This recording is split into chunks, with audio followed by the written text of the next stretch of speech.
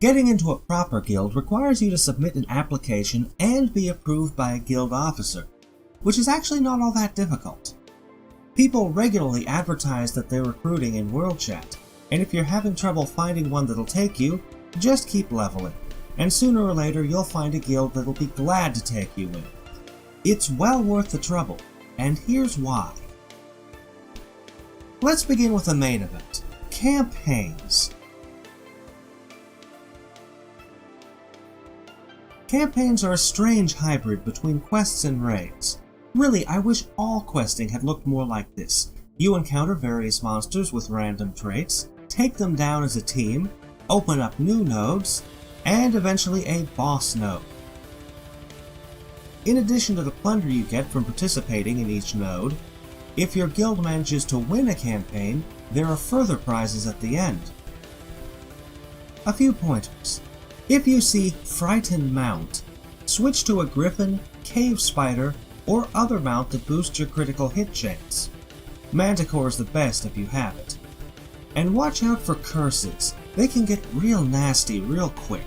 Thankfully, there is a potion that makes you temporarily resistant to curses. Let me be clear here. There is currently nothing in the game to remove a curse that you already have. You just have to wait it out. This potion is more like a shield that blocks new ones from hitting you. And there's another potion that protects you from that obnoxious ice effect. Wait, how is it that lava monsters are freezing me?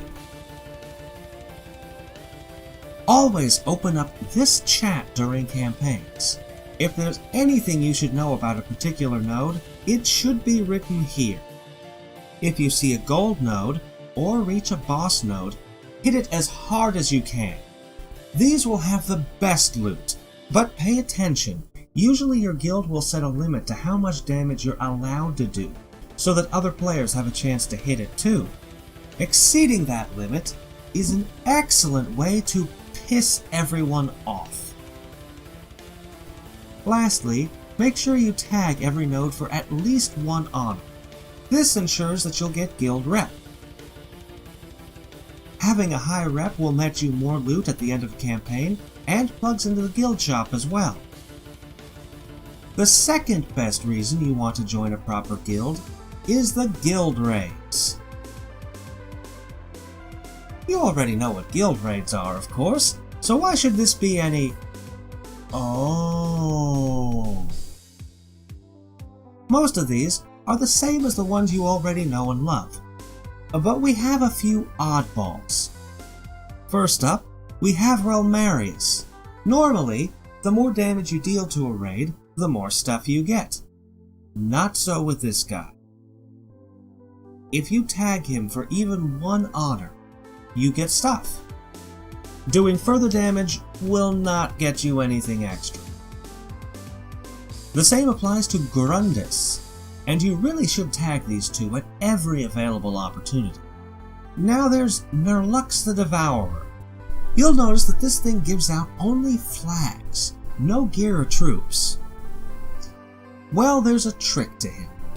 First, you need to craft the Insecticide Legion, which is a really crappy legion by the way, and then use that to poke him over and over for one. Poke him often enough, and some of his eyes just might fall out. Those eyes have all sorts of uses. I like to keep a few in the pantry in case I get a case of the munchies. There's also an elite version now, which you don't want to mess with until you're a much higher level. That goes for anything with the word elite on it. Though I'm mentioning all this so that you know how he works, you can put Narlux very low on your priority list. It's much more important that you explore the other guild raids first. Finally, there's the Bog Bodies. If you fight this thing enough times, you'll eventually get a full set of Ancient Heroes armor from it. Equip that. Then, just like with the bug we were talking about a minute ago, poke him over and over for one, and you'll get stuff. In this case, mummified heads, which inexplicably allow you to craft a few generals. I don't know if I really want people made out of mummified heads leading my troops, but hey, They make themselves useful by helping you level up. Besides, even I sometimes indulge in severed heads to boost my stats, so who am I to judge? These generals really are good, by the way. I'm level 1987, and I'm still using them. There's also a few raids that just drop by to visit once in a while, so keep an eye out for those and be sure to hammer them when they become available. The Guild Shop. Well, you've done a few campaigns, and you keep finding these odd iron coins. Well, take them on over to the Guild Shop. Here you can purchase potions that recover 2 points on your Great Bar.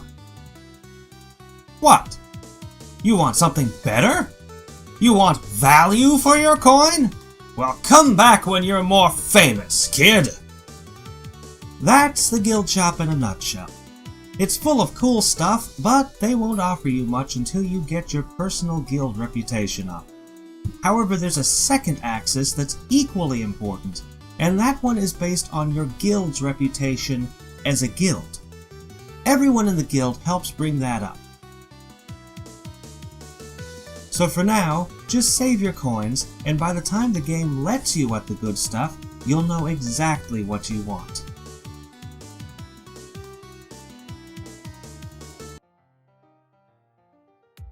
Adventures. Lastly, we have a disappointment. Perhaps you're watching this video at some distant point in the future, when adventures are truly awesome. Riding dinosaurs over churning magma and collecting all kinds of cool swag. But right now, it just drinks your purple bar while giving back little to nothing.